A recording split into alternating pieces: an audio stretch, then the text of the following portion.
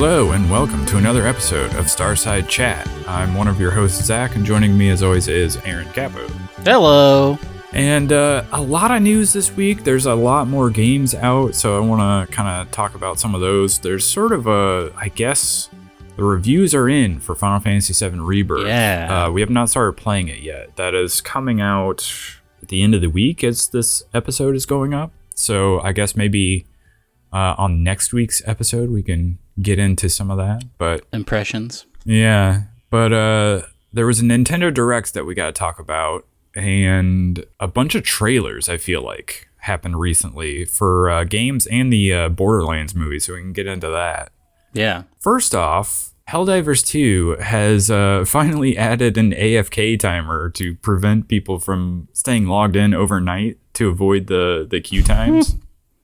It was a funny thing that sort of made the rounds last week, where people were just like staying in overnight and causing a lot of people anger because they couldn't get in ever. Haven't they reported that they are trying to increase their server load or whatever to make it less of a problem? Yeah, I think they have a little bit, but it was funny. The developers were like, you guys can hold off on buying this game because we need to increase our server capacity. I feel like both things are going very well and also very poorly at the same time if you're actively telling people to like hold off on buying the game. Because one, it tells me that, you know, it's way more successful than they thought it was going to be, which is good, but also they are not prepared to handle it and they don't have the server capacity, which is bad. But it's still very much in the zeitgeist. I still get like a ton of TikToks about it. Like people are still actively all about it. Yeah, I would like to play more. I've a little bit held off because one, I'm trying to like power through Like a Dragon Infinite Wealth before Final Fantasy. But also I'm just like, you know what? You guys can take a few weeks to work out this whole server capacity issue and then I'll be back. But yeah.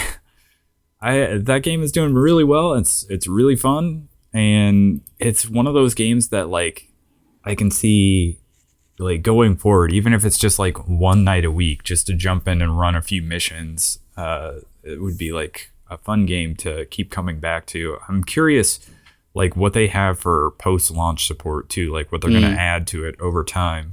I think they just added a new planet today as we're recording this. Yeah, I'm curious because they have like, it's a bunch of planets that you can go to, and like the situation is sort of like, what is the term for that? Where evolving? Yeah, but it's like a persistent universe, and so like it's constantly, there's these little updates and changes happening, and so the community has to kind of, there's a new planet that the community has to sort of rally around and do missions there.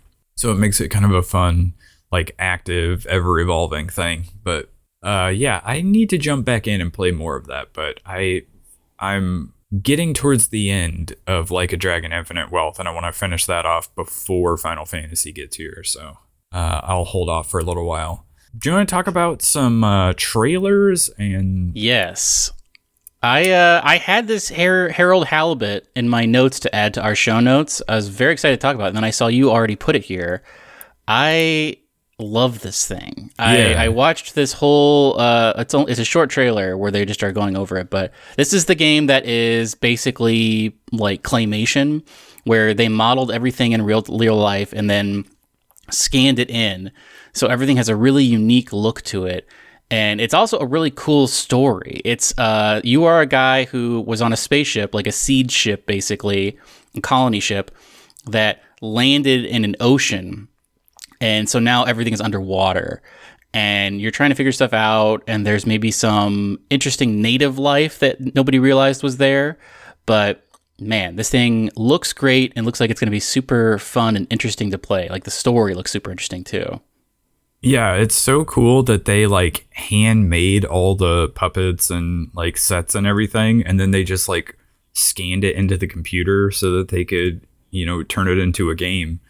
But like it definitely has that stop motion look of like, you know, one of Wes Anderson's animated movies, or I don't know, insert any, you know, stop motion animated movie, but crazy that like it's a game. And yeah. It looks really cool. It looks like, so it's to me, it looks a little bit kind of like a point and click adventure, although it's not really a point and click, I don't think.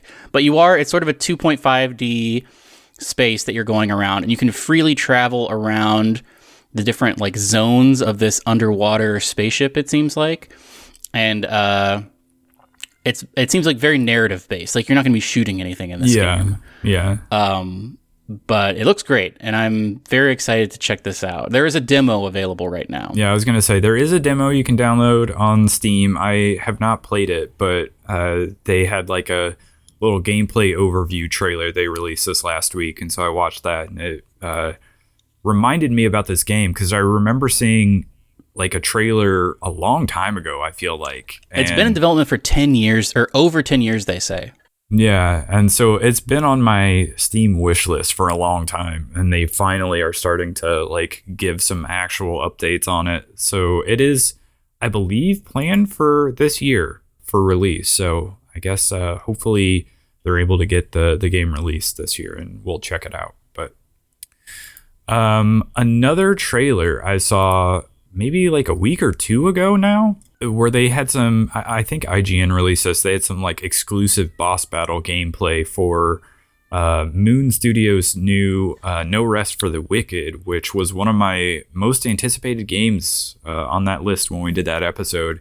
Yeah. It looks kind of a lot more Souls-like than I thought it was going to be. It looked... So I think initially everybody was like, oh, this is going to be a Diablo-like. But no, this is more of like an isometric Souls-like game. And I actually think I prefer that to the Diablo thing. Yeah, like loot grind. Yeah, and it just... Something about their visuals and their audio design, it looks pretty incredible, I thought. So that is linked in the show notes, but definitely check out the trailer or the gameplay footage for No Rest for the Wicked, because it looks really good, actually. I was pretty impressed by this. And then you sent me this trailer.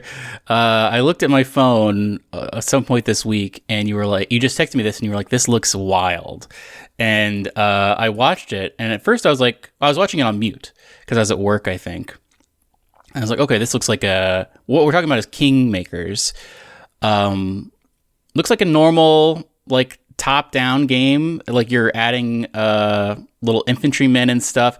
But then halfway through this trailer, just like a tactical guy with a car and a bunch of guns, like basically a PUBG guy, comes into frame and just starts killing all of the, like, knights and people with bows and arrows and stuff. And this game looks crazy. Yeah, at first, like the first 10 seconds of this trailer is like, oh, this is just going to be some like Age of Empires top-down strategy game where you're like adding some structures and stuff like that. And I was like, whatever, I don't care about that. But then like it cuts to this pickup truck that basically does like a full Back to the Future like thing where it like the sparks fly and the flux capacitor activates and it sends him back in time.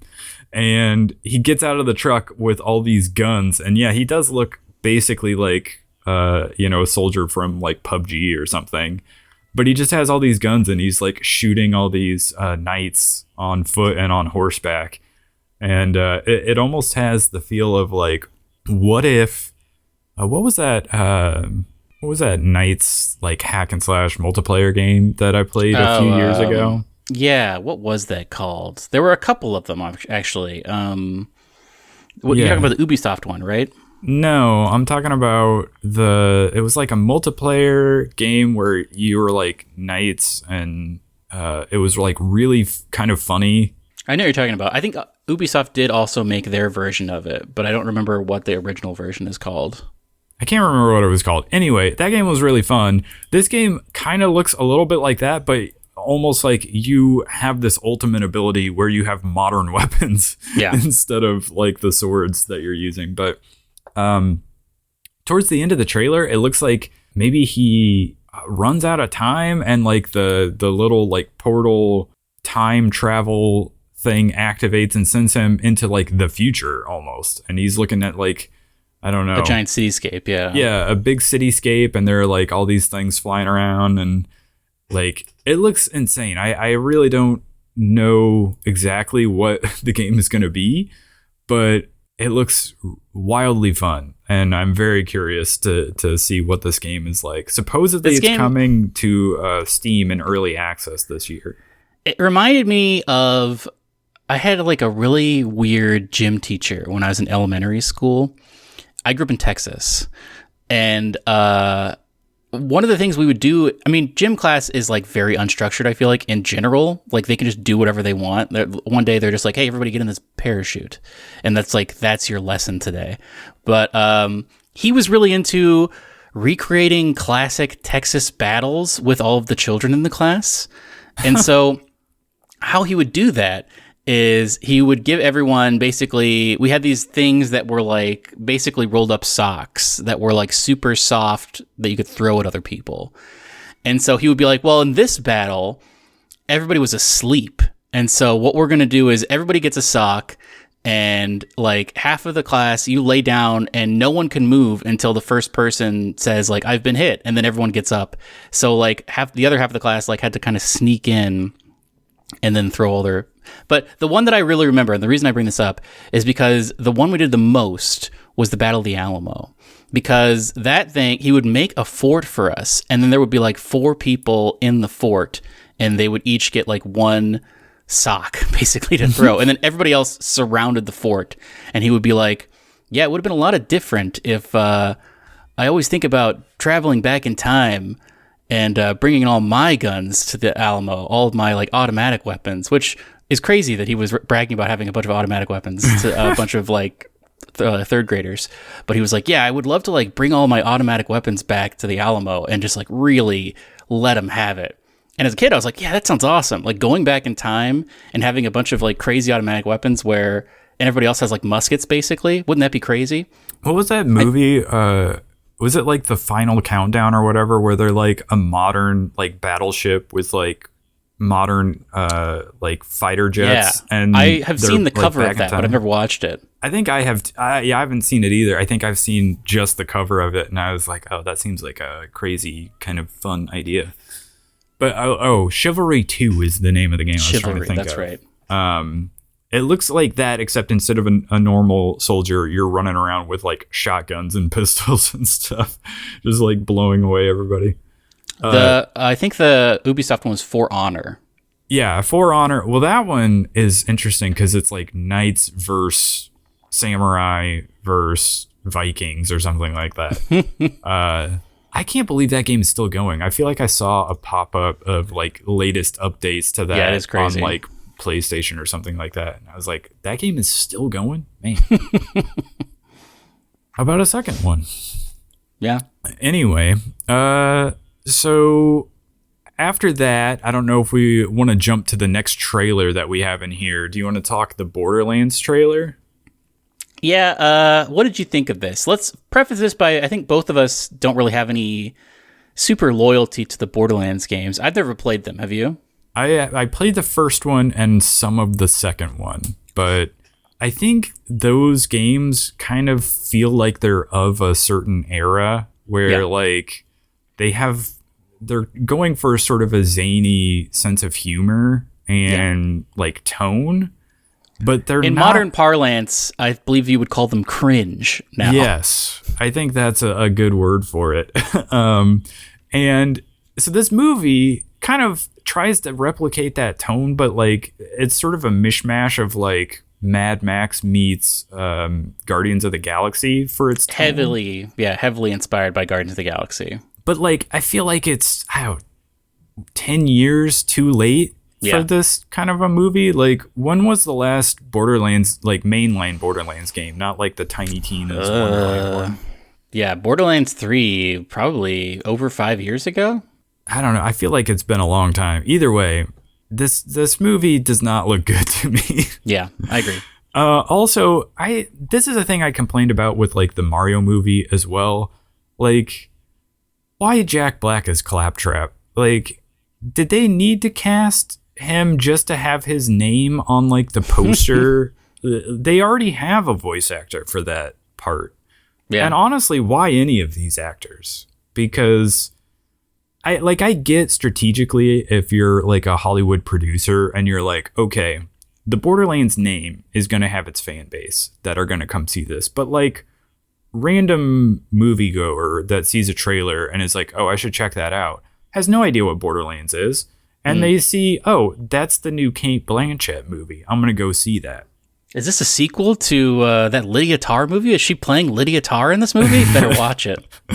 Yeah, or they're like, hey, Kevin Hart is in this. I'm going to go watch that. So I get like strategically why you would cast like notable actors to play these roles. But like, I don't know, Hollywood, this is a little bit one of the reasons why I'm starting to regret the idea of like video games being the next like fertile ground for like movie adaptations, as opposed to like comic books, which seem to be like failing at the box office. If they just like switch over to video game movies to try to find like big box office success, I don't know if I want that anymore, because the more we see these, the more I'm like, okay, so Hollywood has like 15 actors. They're like, we have this pool of people that are going to play all the roles. So who do you want to see cosplaying as Commander Shepard in Mass Effect? Who do you want to see cosplaying as Mario? I think Jack from Lost. And they just like, I don't know. It looks like Kate Blanchett cosplaying as so-and-so from Borderlands. You know what I mean? I will say it's hard. I don't know that there's a correct way to do it when a video game character or a comic book character has crazy colored hair. Like, there's not a great way to make that look not natural. Like, not, yeah, exactly. Yeah. Because, I mean, they could have done something where she's just a redhead, but they had to go with like the exact tone, like color tone of the hair in Borderlands. And so it just looks crazy.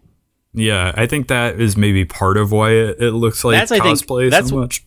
That's what I was going to say exactly. That's the reason it looks like cosplay, is because it's so like one-to-one with something that doesn't actually exist in real life. Well, but also like the actors themselves are so recognizable that when you look at them, you don't see that character. You see Kate Blanchett, you see Kevin Hart. You don't. So that's why another reason why it feels like cosplay instead of like an actor you don't know that's like fading into the role, and you're just like, oh, that's this character. You just see Kate Blanchett. I don't know. Like, there was a time when like George Lucas would be like, hey, I'm going to cast unknowns for Star Wars, and that movie would still do crazy good at the box office. And these days, nobody trusts that in Hollywood, I guess. So they, instead of casting unknowns, they're like, we got to get Kate Blanchett to play this character in a Borderlands movie. If they remade Star Wars, which would, be terrible, but if they did that, they would cast like Chris Pratt as Luke Skywalker and Robert Downey Jr. as Han Solo. And I think actually, I have to say, I think you're wrong, Zach. I think they would cast Timothée Chalamet as Luke Skywalker. Yeah, that's probably true. Somebody younger. Either way, they would make like super recognizable people play the parts, and it would just be like, I've seen him in so many things that now it doesn't feel like that character anymore. It just feels like this actor cosplaying as this character. But they haven't cracked it yet. They haven't cracked the video game movie. I probably will not go to that movie. Borderlands? Yeah. No, neither will I. Did we have another trailer in here? Well, it's the a pretty Elden big Ring one, isn't it? It's Elden Ring. So this was crazy because the Nintendo Direct got announced, and I feel like a couple hours later, they were just like, FYI, also, there's going to be an Elden Ring trailer this week on the same day. Yeah. That did seem insane to me that they dropped like maybe an hour apart from each other. It is crazy. Yeah, because the Direct was at like 8 a.m. or something, or maybe 9 a.m. And then the Erdtree thing was at like 10 or 11. So it was just like back-to-back news. But I know a lot about Elden Ring. I watched a pretty long playthrough of it, but I didn't complete the watch of it. You are an Elden Lord. What are your thoughts on this trailer?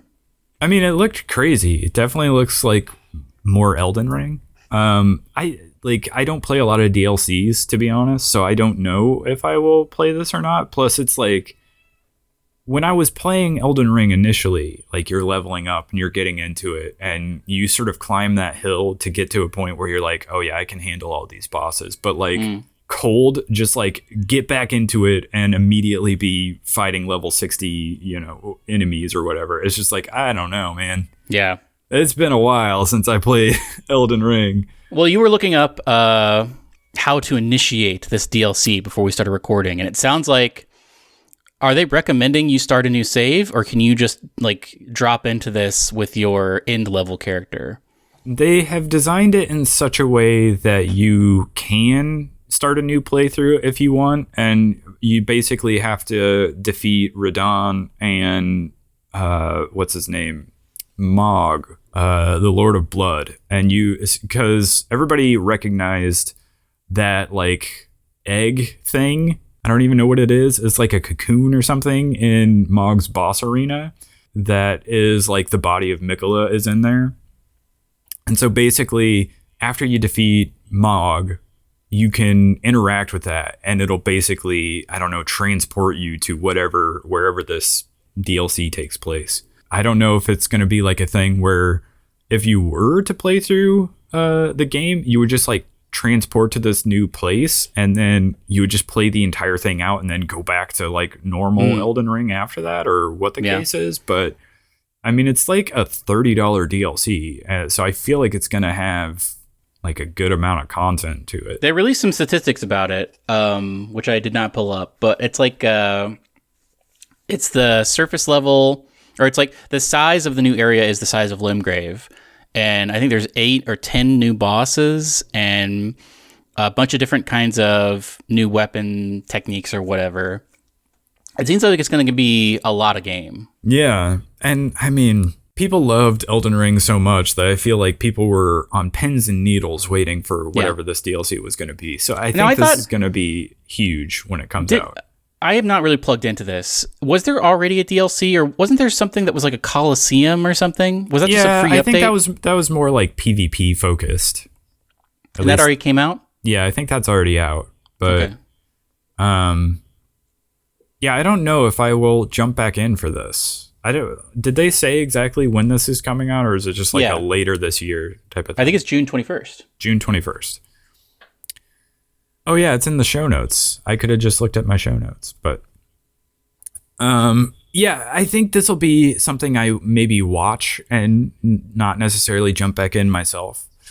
But maybe the hype will get me the way it did when Elden Ring first came out, and I just like dove in and was like having a great time with it. But yeah, who knows what we'll be playing in June? Yeah, it's midsummer, so hard to say, or early summer, I guess.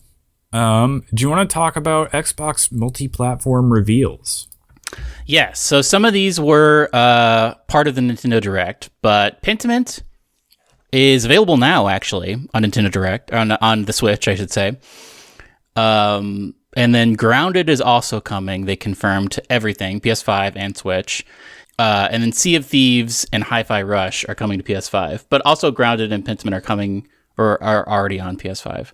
I thought maybe I saw that they were also going to do like physical releases for these games, or at least some of them. Oh yeah, I don't know. I didn't see that. But that is just funny to me because like Xbox, notably, like nobody buys physical games on Xbox, but they're going to get their physical sales in because they're going to release them on platforms where people actually buy physical games. Some of that's because of Game Pass, obviously, but Pentiment is a great fit for Switch, I feel like. Oh yeah, yeah. A great choice. Grounded, for Switch. I think Grounded maybe is as well, because it's basically like a Minecraft-like kind of a thing where you and a bunch of friends can get together and do a thing. Now that game, surprisingly to me, I think is doing way better than I thought it was. It was crazy to me when it was like Game Informer's cover one month, because I was like, who cares about this? Like, why is this the cover of Game Informer? But apparently it has a following. I don't know. It was in early access for a long time, and then it finally got released. Yeah, and it's another example of like one of those sort of survival crafting games, I think, that you play with your friends. Yeah. And it's just like, I mean, this is not my genre, so maybe I just don't follow it well enough, but I think I heard that this is doing like a lot better than I would have thought it would. I would believe that. But it is, I mean, it's an interesting twist on it, especially if you grew up with Honey, I Shrunk the Kids. I mean, if you remember those movies.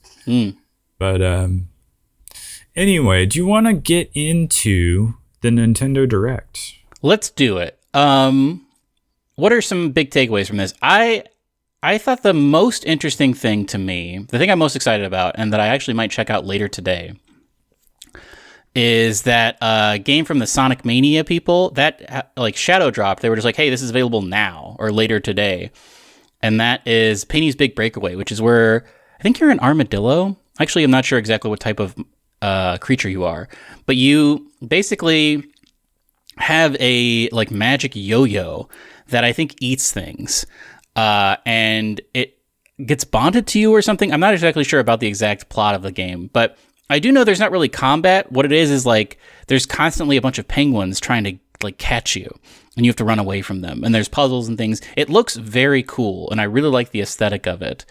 But that was probably my biggest like, oh man, this is a great reveal. Yeah, it sort of almost looks like a like Nintendo 64 era like 3D platforming game that got like a remaster on modern hardware is kind of what it looks like to me. It's like a better version of that ukulele, if you remember when that came out. Yeah, and from what I saw, I watched somebody play it for a little while. It looks like very fluid like movement stuff. So yeah, that seems like a fun one. I also was interested in that. I like that it has. Oh, hold on. Actually, say what you were going to say. I need to look this up. Oh, I was going to switch gears a little bit and say the thing that maybe stood out to me the most was the sequel to Ender Lilies, Quietus of the Night. Oh, yeah. Yeah, I thought about you when they revealed that because I know you like that game.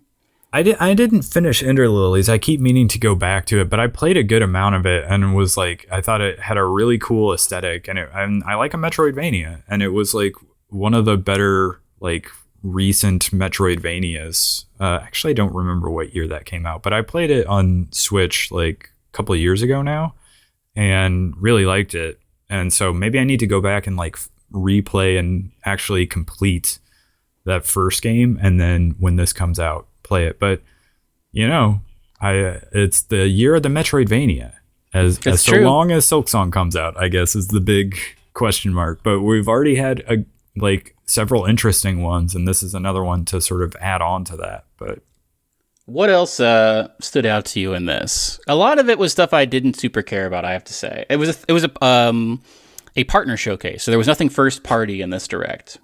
I did think it was interesting that they were bringing back that Disney Epic Mickey, because I do remember, I don't know if I will play this, but like I remember when I graduated college, I like got a job at a locally owned like GameStop competitor, and like we had trailers running just all the time. And I remember Epic Mickey for the Wii being like one of the ones that was like on all the time.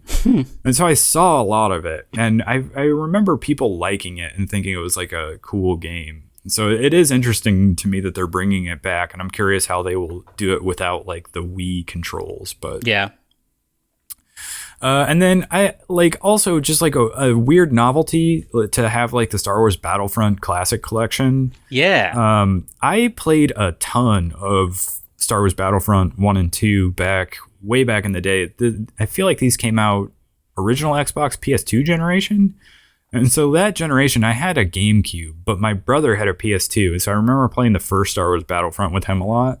And then like when the second Star Wars Battlefront game was coming out, like you couldn't play them on GameCube. And so I like was dying to get an actual like OG Xbox so that I could play that game.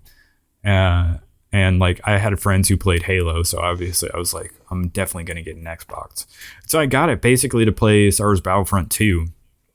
And I went back and got the first one as well. So I played a ton of these games on OG Xbox. And so it'll be crazy to me to actually like relive some of those, the glory days of this game, but to actually be able to play them online with like 64 player multiplayer. Which is something I didn't experience. You could, because that like Xbox Live was a thing back then, but I didn't have it, so I just played against bots all the time. But yeah, it's gonna be interesting to see. Yeah, and then there was Pepper Grinder was coming, but we already kind of knew about that. And they threw some more games on Nintendo Online. Blast Corps? Did you ever play Blast Corps when you were a kid? I didn't. Is that one I should go check out? I loved that game. It's really weird. Like it's level based, and each level you are in a different weird vehicle, and you have to do a task. It's hard to describe, actually. It's kind of a unique game. But I remember playing it a ton. I would rent it from Blockbuster, and just it was very unique for that time, I feel like. And so I'm excited. I might check that out. Yeah, and then the other one we're not mentioning because I don't think either of us super care about it, but it is sort of like one that people are waiting for is that Unicorn Overlord game that did get a demo along with when this Nintendo Direct aired, but I feel like that's sort of a almost Fire Emblem style game, maybe, but I don't have a lot of interest in it. I think the art style is interesting, but yeah, people seem to be kind of hyped for that one. So, do you want to talk some reviews for Final Fantasy VII Rebirth? How clean have you stayed? How much have you dipped your toes in this? I have tried to avoid them. I did look up the Open Critic page just because they'll have like little blurbs from like some of the reviews that don't say too much, and people seem very high on this game. Yes, I have taken the opposite approach, and I've watched a ton of reviews of it. It seems great. It seems like the main criticism people have is that there's maybe too much stuff, which I feel like is not that big of an issue. I've seen also a lot of glowing reviews about it, but the one thing I haven't had spoiled for me, and the thing I'm most curious about, is how this game ends. And every review has been like different. It's been very polarizing. Some reviews have said they don't like what they're doing. Some reviews have said they do like it a lot. And some reviews, one specifically I'm thinking of, said they weren't sure even what was going on in the ending. And that sounds like the really end of the last game. Yeah, it's actually very similar probably. But this one, we don't really have to go into like the event that will. I mean, I heard some people talking on a podcast, and they sort of broached the subject of the moment as all they were willing to say, and like everybody there were like, it's crazy that everybody knows what you're talking about when you say that. I don't know because I'm unspoiled, but that's a thing with this game is the moment. I am very interested to see, but yeah, mostly positive, and I feel like it's another thing where the most negative reviews I've seen have been from younger people who maybe didn't grow up with the game. But people that are like our age or older are just like, man, this is just like giving me life. This is like such a good, it's like pure adrenaline joy. It's so good. And so I'm pretty excited about it. Here's my PS5 update. I don't have one yet, but the clock is ticking. You got a few days.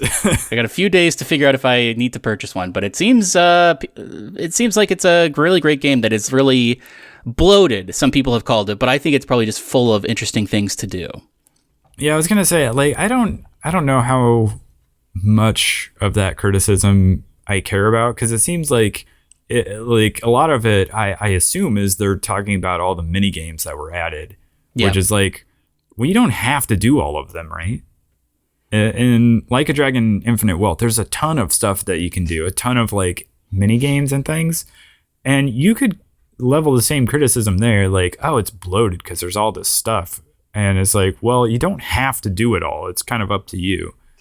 But yeah, I guess we'll see. Maybe once I get into it, maybe it feels less avoidable in that game than in Like a Dragon, but I think there's also different leveling settings with this one, where maybe you can turn off like level scaling, and so it will be, you don't have to like grind as much, I feel like. Actually, I'm not sure about that, but looks great. I mean, it's getting a lot of 10 out of 10s, a lot of 9 out of 10s. I don't know that I've seen anything below a 9 out of 10. Game Informer maybe gave it like an 8 out of 10 or something. They gave it an 8.5. Yeah. And that was the lowest I saw. And it was from a guy who I think is pretty young, so maybe he didn't grow up with the game. Yeah. Yeah. I'm very excited to play it, and once it comes out and I am able to dip my toes into it, I'm sure we'll be talking about it week to week. So, did you have some new Stardew Valley news? Yeah, this is not news yet, but I think in the coming weeks it will be. So a while ago, 1.5 came out for Stardew, and it was a huge update. It added a ton of stuff. And he was working on that for a while, and then he said it would probably be one of the last major updates, but all of a sudden, 1.6 is going to come out. And originally, it was just going to be like bug fixes and like minor quality of life things, but it seems like now it has grown a little bit. He tweeted that it got a lot bigger than he expected it to get. And so it's adding like a couple new festivals, like 3 or 4 new festivals, like a ton of new dialogue, a ton of new interesting farm. There's going to be a new farm type, which we don't know what the farm type is going to be. People have speculated it's going to be a swamp farm. It's going to have 8-person multiplayer available on console, I think, which hasn't been the case. I think it's only been able to be 4 people on console. But the 1.6 update for Stardew Valley, he tweeted, I think, last week that it's basically in the bug fixing phase, so it will be released pretty imminently. And a problem with the 1.5 update was it launched on PC, and then there was a pretty large gap between that launching and then like it coming to all the consoles. And he said he didn't want that to happen again, so he's done some stuff to make it seem, or to make it like to make the gap smaller, basically. So when this launches, it will probably first launch on PC, but the gap between that and all the console launches will not be super long. And it seems like it's probably going to be pretty imminent, actually. So probably sometime in March, we'll get the 1.6 update of Stardew. And he is recommending you start a new game, a new farm, to check it out, because it's a ton of stuff that's throughout the game. It will be added. So if you're someone who loves Stardew and you kind of haven't played it for a while, don't start a new farm just yet, because in about a month, probably there will be a ton of new stuff you can check out, and you'll have to start over again anyway. So just a little Stardew update. No word on The Haunted Chocolatier, which is his new game he's working on. I don't think we've gotten any news about that for quite a while. Yeah. But supposedly it is still being worked on. He's just, I think, focusing on this 1.6 update right now. Yeah, so hard to like develop a new game and continually be updating the other, like your previous game. He has a team now, so that at least is like helping him out a little bit. Yeah. So the year keeps marching on in terms of like a lot of game releases that are like very interesting. We already have, basically you can make a top 10 already. We talked about that last week, but there's even more games now to add to your pile. Pacific Drive came out. I don't know if this is like an early access thing or if this is just out, but a lot of people have been playing it and talking about it. It's a story-driven survival game with, I guess, maybe some roguelike elements where you're road tripping in a car, basically. It looks cool. It's like the car maintenance is a big part of it, and it's one of those games where you have to sort of like look around. I guess the car doesn't have a cockpit, but like you look around where you're sitting in the car and you like use your mouse to affect things. It's not just like holding trigger down to drive, basically. I saw a really cool clip where, so the whole thing about this is like you're driving around and there are anomalies happening. And so I saw one where a guy just saw a bunch of weird people standing in the road. And so he got out of his car. They looked like crash test dummies or like mannequins or whatever.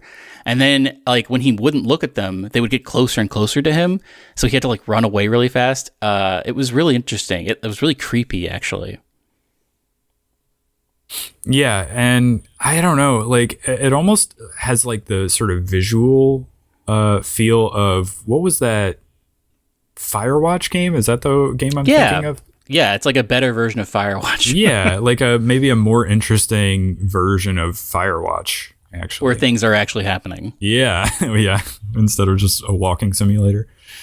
Now that actually I think would probably make a good video or a good movie. Yeah. Aren't they making a Firewatch movie?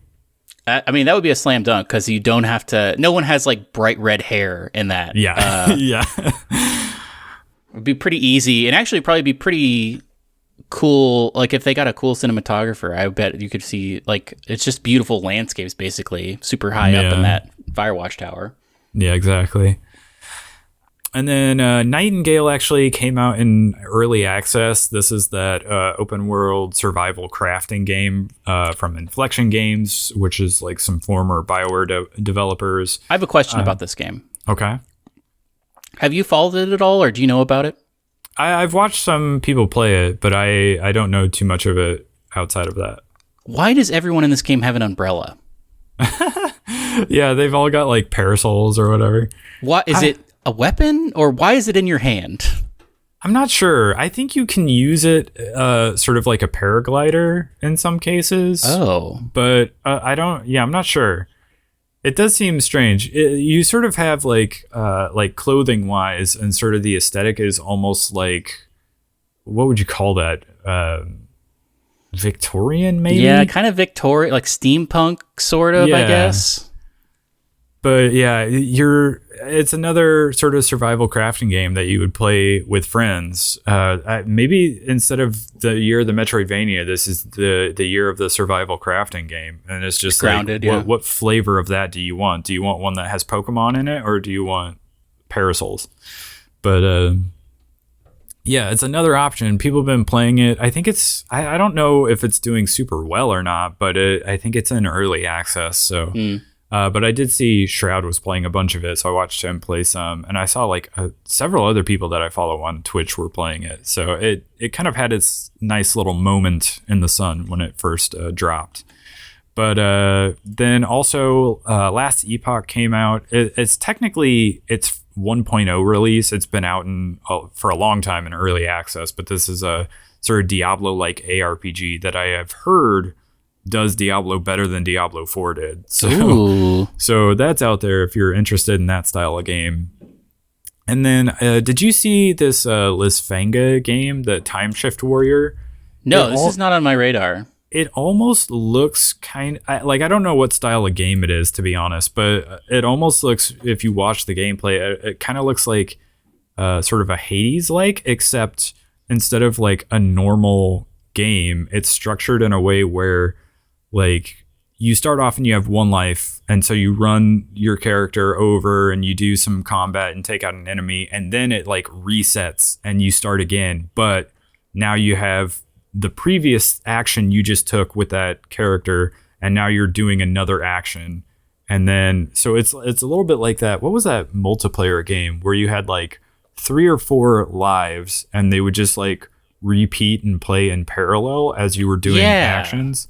What was that? That was interesting. I forget what that game was called. That was an interesting game that sort of came and went, unfortunately. It didn't have like a big success rate, but this looks like sort of a kind of a top-down action game in that vein, which is interesting, but seems to be doing all right. It's got a 77 on OpenCritic, so it's not like this one hasn't like really ended up in the zeitgeist, but it's kind of an interesting game just looking at it. And then another game that is in the zeitgeist and is doing way better is a game called Balatro. I actually watched a trailer and they called it like Balatro, so I'm not sure how you pronounce it. But I've heard a ton of people talking about this on podcasts, and a bunch of people I follow have been streaming it as well. But it has all the dirty words, so I know you're not going to like this. Like every dirty word you could think of. Roguelike, deck builder, and it's based on poker. I have actually played this, and it is actually really fun. This is not a game that I would normally play because of all those dirty words that are in the description of it. I also am not like big on poker, but you don't really need to be because you're not playing against anyone. You're just trying to come up with hands to come up with a certain score. And you have like different modifiers and multipliers that will help you get there. And they're basically it is like roguelike, so you're trying to do like beat basically 8 levels, but they call them antes because they're using all the poker terminology. And with each level there are like 3 rounds you play through, like 2 normal rounds and then a boss round. And you're getting these jokers that sort of work a little bit like how would you describe that? They're a little bit like charms in like Hollow Knight or something, or like power-ups that you would get in like Hades or something like that, where basically you can have 5 of them at any one time, and you can sell them and pick a different one later if you want. But there are different ways to help sort of power up the multipliers and the cards that you're playing. But yeah, you draw like a bunch of cards, and then you basically form you have like 4 hands that you can play to try to get to the score that you're trying to score.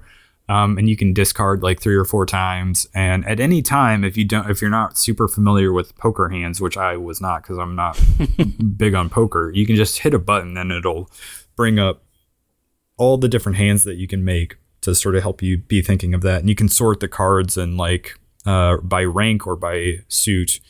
And so yeah, you're making different hands, and you can also get these upgrades to upgrade the multiplier for each hand. So it gets to a point where, like, say you're using a lot of one type of hand. If you keep leveling that up, it makes it so that the multiplier for that could be more powerful than using like a higher tier hand.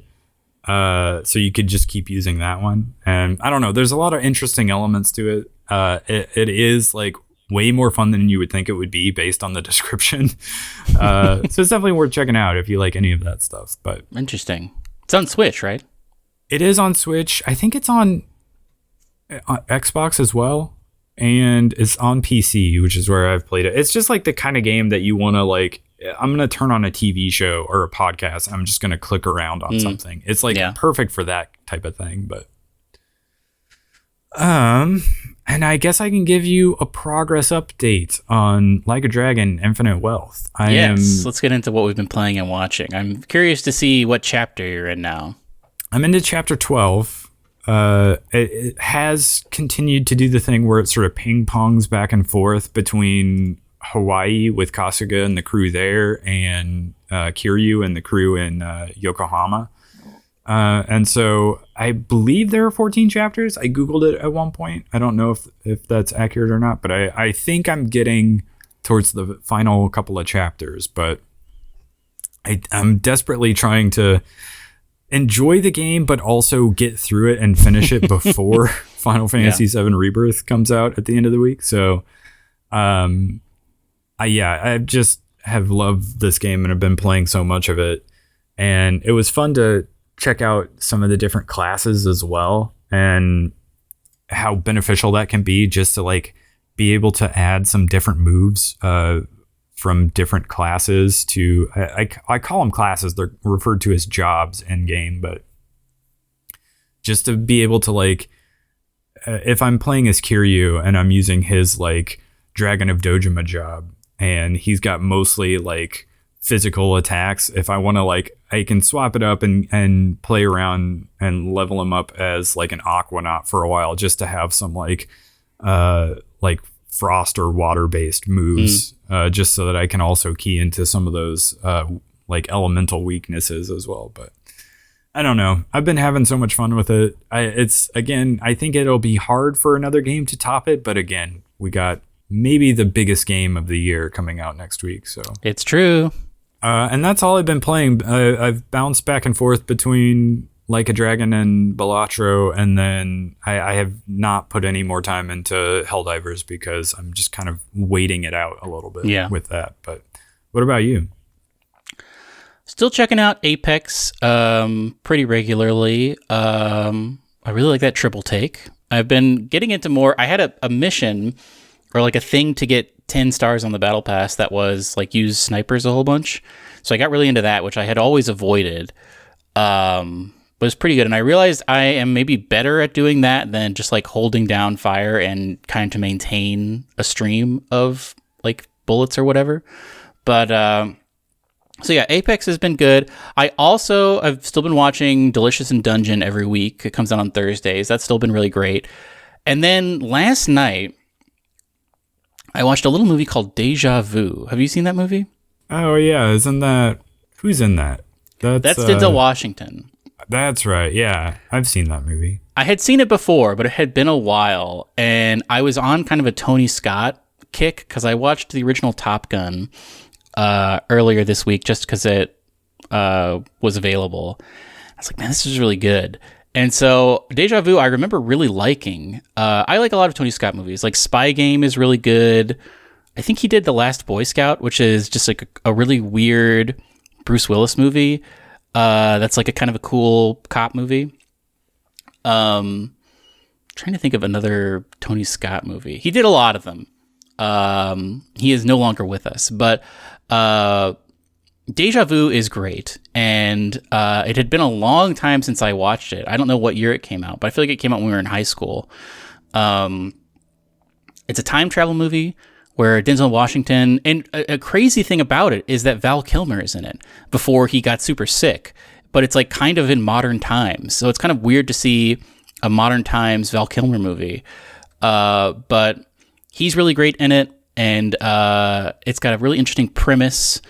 And it's cool. It's a great little movie. It's on Peacock right now. That's why I watched it. But Déjà Vu is something, if you haven't seen it and you're interested, if you like a kind of a, I wouldn't call it sci-fi, although they do have like the ability to look back in time, basically.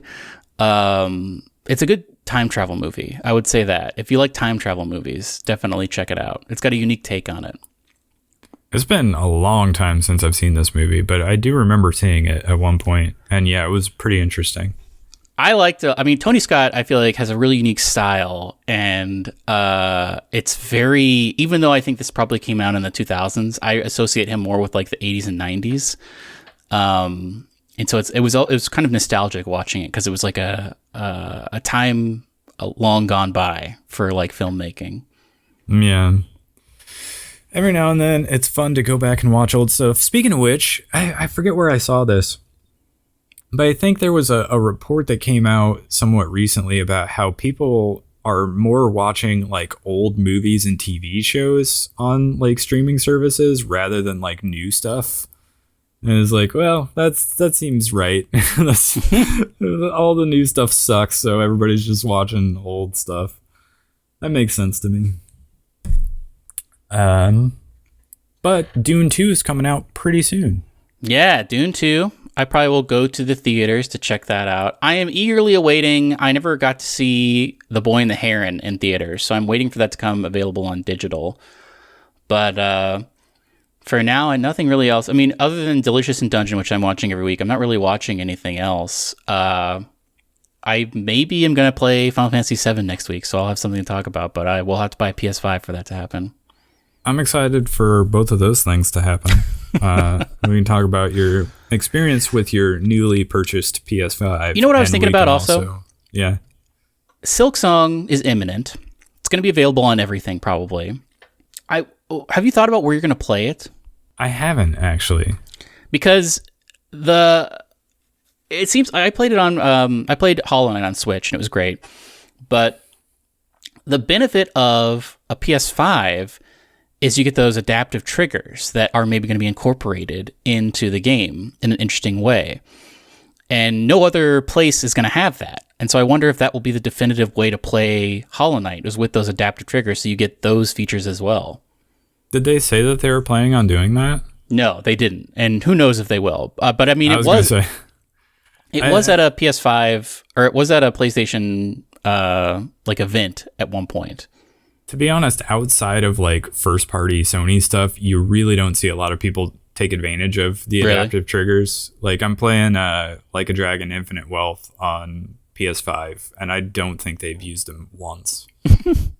So mostly the touchpad is like a map button these days. They do incorporate the touch a little bit. Like I know like Helldivers 2, I think maybe does use the adaptive triggers a little bit. But they also, like the touchpad, you pop up the little mini map and you can like use the touchpad to like scroll around on it. But that's also like a Sony published game, so I guess it makes sense that they would have some support for the DualSense. Well, Apex also, I think, got support for those adaptive triggers with its latest update. Yeah, I need to check that out. But it would surprise me big time if they had any sort of DualSense support whatsoever for Silksong. It would be cool if they did, but it would be a surprise. I don't think that's expected, but I mean, it would still like I played Hollow Knight just this last month on Xbox because I think it was on Game Pass. Maybe it is, yeah. And Silksong is supposed to be day one Game Pass as well. So I mean, maybe that's just the answer is play it wherever it's on Game Pass. But yeah, but I mean, I love. Oh no, wait, I did play it on PS5 or yeah, because I had the PS4 version, so I played it on PS5. I think I a little bit wanted to get the trophies until I realized how difficult and long it would take to get all of them. So I gave up on that pretty quick. But so no, I did play it on PlayStation, but I mean, Switch is also a good option. I feel like it's true, just to have it on the go. Yeah, that's a good question. If it does drop, where do I want to play it? I guess it depends on if it launches with a physical copy. That is the $1 million question, because I feel like they would be crazy not to, because they have to know that it has a huge following. I feel like every time there's a Nintendo Direct, people are asking for it. It's like the new Elden Ring, basically. And so for them to not, like, for it to just to be digital, I feel like is crazy. But maybe that will happen, and we'll just have, like, Fangamer make physical releases of it. But I feel like they have to know they could make a ton of money with a physical release. Yeah, hopefully, if anything, one of the reasons it's taking a long time is because they're planning a physical collector's edition to come at day one launch. Like if they had that would be awesome. Hopefully that's partially to blame for why it's taking so incredibly long to get this game released. But because obviously they're a small team and they're probably having to work with some other teams to get something like that. But I'm excited. Hopefully that game comes out at some point this year. I think 2024 is going to be the year, but we'll see, I guess. So I thought that there was going to be some sort of announcement in February, but to coincide with the anniversary of everything. But that did not happen. So we're just sort of still laying in wait to see what's going on. Well, on that note, do you have any parting wisdom? Oh man, I did have parting wisdom. What was it? I should have written it down. Hold on a second. Let me just think for a second. Oh, here's something. This isn't originally what I had written down, but I've been looking at a new RPG, a new tabletop RPG to check out. I am a big proponent of Pathfinder. We've talked about it on the show, and I have played a lot of Dungeons and Dragons as well, but I needed something a little less rules heavy. And I decided to check out Monster of the Week, which is Powered by the Apocalypse type of game. Powered by the Apocalypse is a system that allows you to other systems kind of jump off of it. So like the same kind of it's got the same skeleton basically as Powered by the Apocalypse, but things have been added. And Monster of the Week is sort of an X-Files / Buffy the Vampire / like Supernatural type of game where very rules light, but has interesting rules, and there's not as much math involved. You only ever roll 2 dice, and then you add like one number to it. But it's a game where it's supposed to be serialized, so it's like a Supernatural or a Buffy the Vampire Slayer, where every week there's a different monster, and the team sort of investigates it. And it's got a lot of interesting gameplay mechanics that are simple to understand, but you can use them in interesting ways for cool roleplay opportunities. What drew me to it is the archetypes that you can select. So you can be the gumshoe, or a really interesting one is the mundane, which is the mundane is just a normal character who's not involved in the world of monsters, but you have really interesting moves because of that.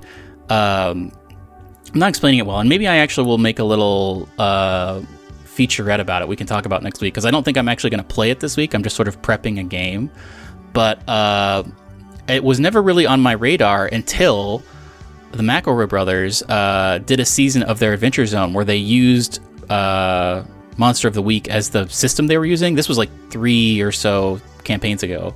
But it's a really cool campaign, and I meant to check it out, and I never did, but I finally got the books. There's a supplement to it as well that adds a couple different more archetypes. But if you're interested in Dungeons and Dragons or role-playing in general, but you don't really vibe with all the numbers and having to figure out advantage and stuff like that, and It all just seems too complicated. Check out Monster of the Week, especially if you're a big like Supernatural or X-Files fan, because it allows you to basically play in those worlds in really interesting ways. Monster of the Week. Monster of the Week. Well, on that note, go ahead and follow us on YouTube, Instagram, and Twitter at Starside Cafe, and we'll catch you on the next one. Goodbye. Goodbye.